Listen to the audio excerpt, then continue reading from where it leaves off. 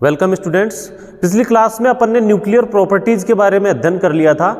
आज अपन चर्चा करेंगे द्रव्यमापी मापक के बारे में, यानी कि द्रव्यमान का मापन कैसे किया जाता है, एक नाभिक के द्रव्यमान का मापन। तो लिखोगे आप इसमें द्रव्यमान वर्णक्रम मापी, द्रव्यमान वर्णक्रम मापी। सबसे पहले इसकी डेफिनेशन लिख लोगे छोटी सी। द्रव्यमान वर्णक्रम मापी क्या होती है कि किसी नाभिक का द्रव्यमान ज्ञात करके उसमें से इलेक्ट्रॉन के द्रव्यमान को घटाकर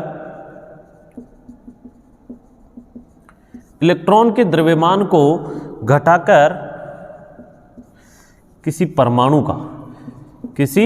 परमाणु का द्रव्यमान ज्ञात करके उसमें से इलेक्ट्रॉन का द्रव्यमान घटाकर नाभिक का द्रव्यमान ज्ञात किया जाता है। नाभिक का द्रव्यमान ज्ञात किया जाता है तथा द्रव्यमान मापने वाले यंत्र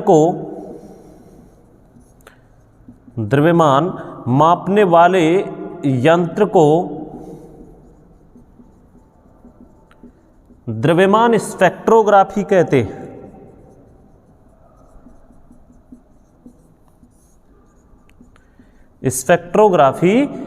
हैं।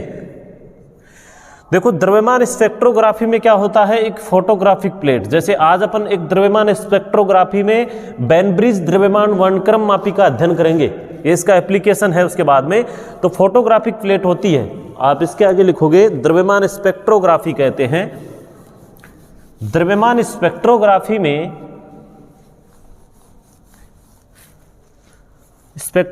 में एक फोटोग्राफिक प्लेट होती है जिस पर भिन्न भिन्न द्रव्यमान के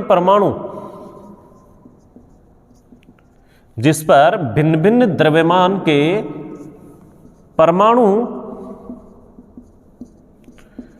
रेखाओं के रूप में जमा हो जाते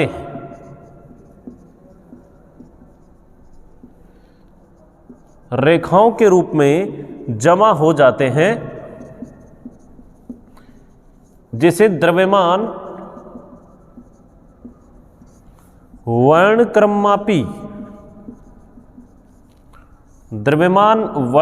मापी कहते हैं। ये दोनों डेफिनेशन लिखने के बाद में टॉपिक लगाओगे आप बैनब्रिज द्रव्यमान वर्णक्रम मापी। ये बैनब्रिज वैज्ञानिक ने द्रव्यमान के वर्णक्रम मापी का अध्ययन किया था, तो ये प्रैक्टिकल द्रव्यमान के आकलन के लिए ही है। यानी कि बैनब्रिज यंत्र के द्वारा मास का जो आकलन किया जा रहा है उसमें देखो क्या होता है, इसमें एक विसर्जन नली होती है। पहले इसको देखिए, समझिए।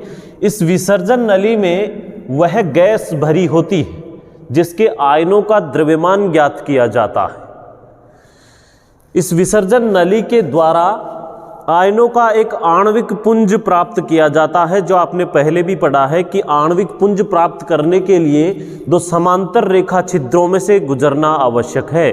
तो इस गैस को दो समांतर रेखा छिद्र S1 और S2 में से गुजार करके आयनों का एक आणविक पुंज प्राप्त करते हैं।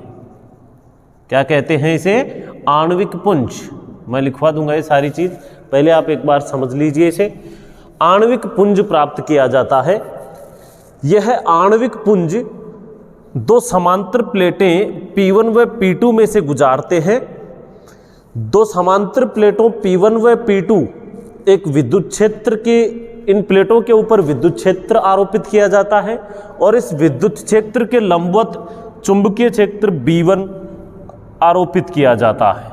यहाँ लिख दोगे विद्युत क्षेत्र जिसमें पॉजिटिव नेगेटिव शो किए गए हैं, और इस विद्युत क्षेत्र के लंबवत जो ये राउंडेड दिखाया जा रहा है उसे चुंबकीय क्षेत्र है B1। विद्युत क्षेत्र के लंबवत चुंबकीय क्षेत्र लगाते हैं, क्यों? क्योंकि विद्युत बल क्या हो जाएगा, Fe की वैल्यू जब Ne है आवेश तो NeE, और चुंबकीय बल Fb = NeV B1। तो यानी कि दोनों फोर्स का मान एक दूसरे के बराबर और विपरीत हो जाएगा, तो आयन पुंज के ऊपर कोई बल कार्य नहीं करेगा। कोई बल कार्य नहीं करेगा तो यह आयन पुंज सीधा एक संरेखित होकर के रेखाचित्र S3 पर पहुंचता है। रेखाचित्र S3 से निकलने के बाद में इस आयन पुंज को एक अर्धगोलाकार ड्यूर या डी में, इसे अर्धगोलाकार यंत्र डी भी कहते हैं, डी में प्रवेश कराया जाता है, जिसमें फोटोग्राफिक प्लेट लगी होती है। इस डी में इस आयनों की दिशा के लंबवत दूसरा चुंबकीय क्षेत्र B2 लगाते हैं, जिसके कारण ये आयन पुंज इस फोटोग्राफिक प्लेट पर संरेखित जमा हो जाते हैं। अलग अलग द्रव्यमान के आयन अलग अलग रेखाओं में जमा हो जाते हैं, इसे द्रव्यमान वर्णक्रम मापी कहते हैं, और इस यंत्र को बैंड ब्रिज द्रव्यमान वर्णक्रम मापी कहते हैं। तो आप लिखोगे बैंड ब्रिज द्रव्यमान वर्णक्रम मापी में बैंड ब्रिज द्रव्यमान वर्णक्रम मापी में एक विसर्जन नली होती है,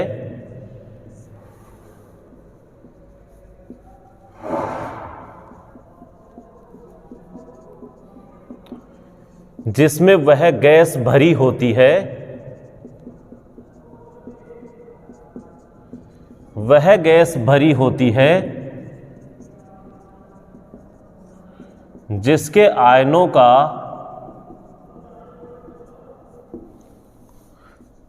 के द्रव्यमान का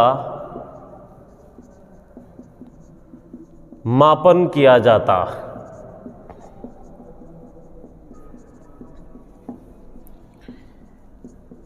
इस नली से आयनों का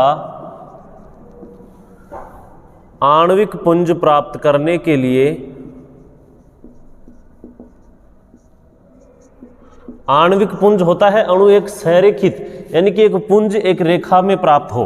आणविक पुंज प्राप्त करने के लिए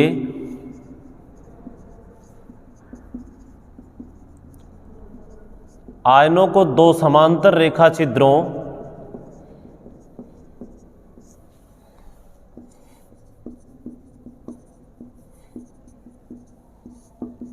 S1 व S2 में से गुजारा जाता है।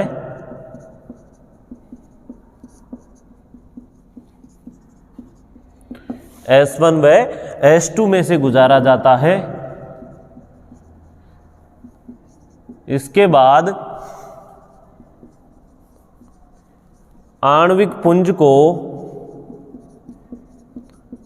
वेग वर्णकारी, क्योंकि आयनों का वेग v है और इस वेग से इन प्लेटों के बीच में जब पहुंचते हैं तो उसे कहते हैं वेग वर्णकारी। वेग वर्णकारी में प्रवेश कराया जाता है,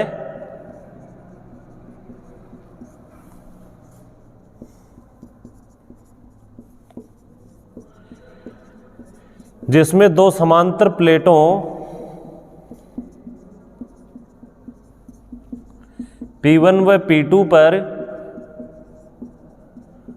विद्युत क्षेत्र E लगा होता तथा इस विद्युत क्षेत्र के लंबवत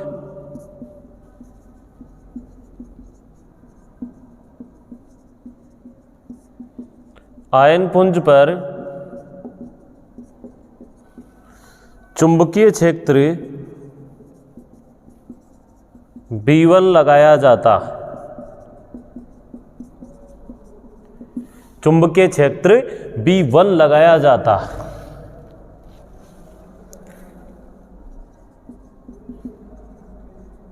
अतः विद्युत क्षेत्र के कारण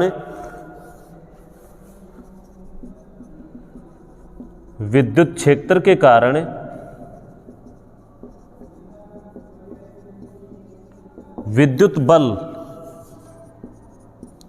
NEE, जहां Ne आवेश वाले कण है, N आयनों की संख्या, E चार्ज और E विद्युत क्षेत्र, विद्युत बल NEE तथा लंबवत व विपरीत चुंबकीय बल NeV_B1, क्योंकि क्यों इंटू V क्रॉस B1 होता है, NeE विद्युत बल होता है EE और ये होता है QVB।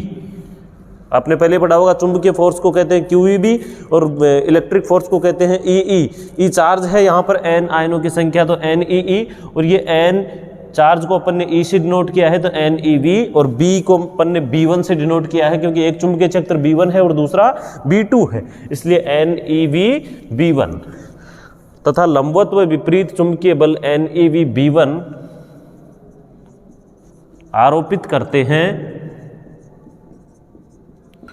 देखो विपरीत दिशा के अंदर लगातार समान और एक ही, जैसे मान लो विपरीत दिशा के अंदर दो फोर्स कार्य कर रहे हैं तो आयनों के ऊपर कोई बल कार्य नहीं करेगा, और आयनों पर कोई बल कार्य नहीं करेगा तो आयन बिल्कुल सीधी रेखा में गति करके रेखा छिद्र S3 पर पहुंचते हैं।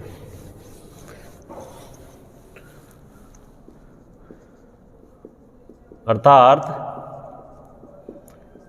आयनों पर बल का मान शून्य हो जाता है, जिससे आयन संरेखित होकर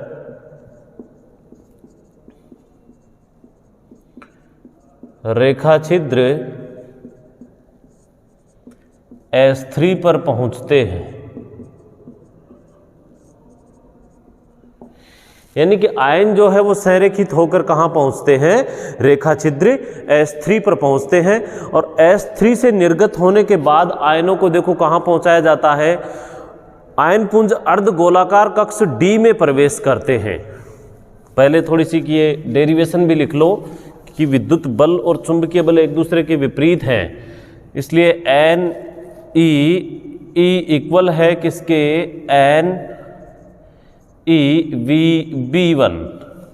अर्थात यहाँ से वेलोसिटी की वैल्यू आप निकाल सकते हो, कितनी आ जाएगी, Ne से Ne कैंसिल कर देना, E/B1। ये वेग आ गया आयन पुंज का, संरेखित वेग जो है।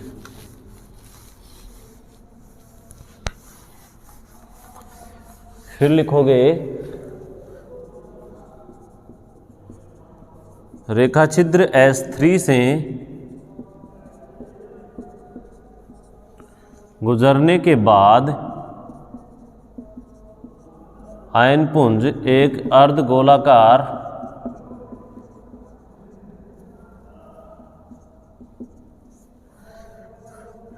कक्ष D में प्रवेश करते हैं।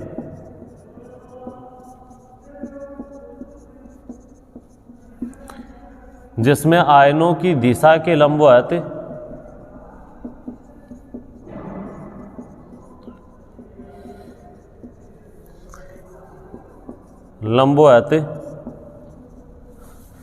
चुंबकीय बल या चुंबकीय क्षेत्र B2 आरोपित करते हैं।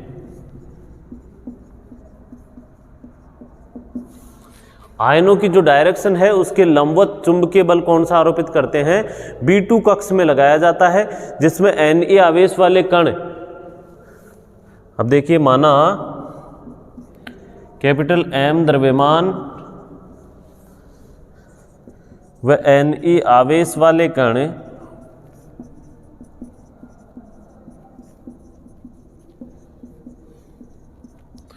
v वेग से गति करते हैं।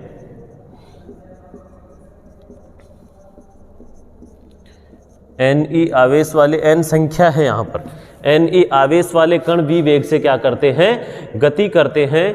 तो जो गति करेंगे तो आयन कण अपने पथ के लंबवत चुंबकीय बल कौन सा प्राप्त करेंगे, क्योंकि चुंबकीय क्षेत्र लंबवत लगाया जाता है, तो NeV_B2। तो आयन कण v वेग से गति करते हैं, तो आयन कण अपने पथ के लंबवत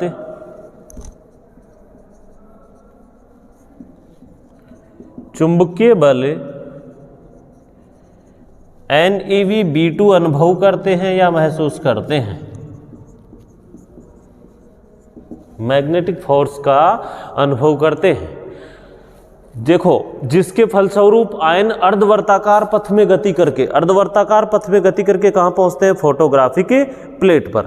जिसके फलस्वरूप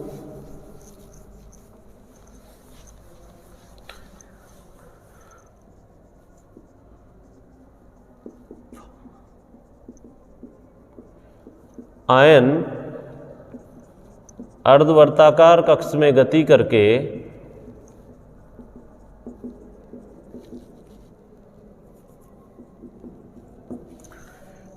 फोटोग्राफिक प्लेट पर पहुंचते हैं।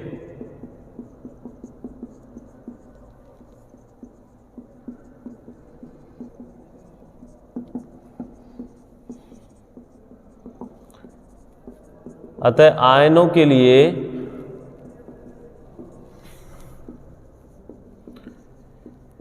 केंद्र की ओर लगा अभिकेंद्रीय बल इस चुंबकीय बल के बराबर होता है।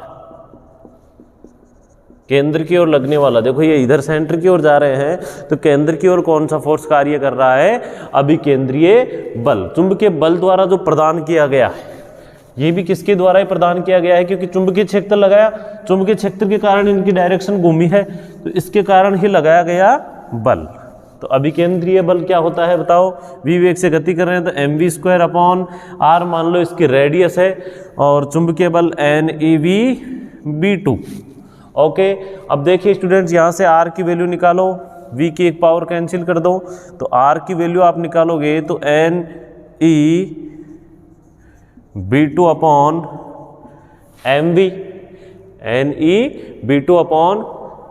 NeV/1/r की। जब r की वैल्यू निकालोगे तो क्या आ जाएगा? mv/NeV2।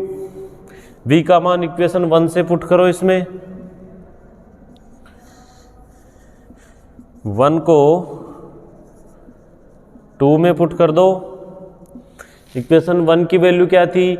E/V1, तो R इक्वल टू ME/NeV1/V2। जो रेडियस है R, वो ME/NeV1/V2 है। ठीक है, अब देखिए जो R है, यानी कि इनका जो रेडियस है कि कितनी दूर तक ये जाकर के अपने अलग अलग वर्णक्रमीय रेखाओं में जमा होंगे, वो किसके समानुपाती होती है? R जो है वो इनके द्रव्यमान के समानुपाती होती है। अलग अलग शो करोगे ये, और R जो विद्युत क्षेत्र आप लगाओगे उसके भी समानुपाती होगी, तथा R जो है वो व्युत्क्रमानुपाती होगी B1 और B2 की। ये लाइन आप लिख दोगे तीनों के लिए। विद्युत क्षेत्र के समानुपाती, चुंबकीय क्षेत्रों के व्युत्क्रमानुपाती और द्रव्यमान के समानुपाती होती है। यहाँ से गुजरने के बाद जो फोटोग्राफिक प्लेट पर आयन पुंज गिरते हैं या अलग अलग रेखाओं में फोटोग्राफिक प्लेट पर पहुँचते हैं, वो लाइन भी लिखोगे। अलग अलग रेखाओं में फोटोग्राफिक प्लेट पर पहुँचते हैं, जहाँ भिन्न भिन्न द्रव्यमान की भिन्न भिन्न रेखाओं को द्रव्यमान वर्णक्रम मापी की सहायता से अलग अलग पहचान किया जाता है या द्रव्यमान का मापन किया जाता है। ये थी अपनी बैनब्रिज द्रव्यमान वर्णक्रम मापी। ठीक है, एक सेकंड द्विफोक्सी द्रव्यमान स्पेक्ट्रोग्राफी या वर्णक्रम मापी और है, उसका अध्ययन अपन कल करेंगे। आज के लिए इतना ही। Thank you all of students.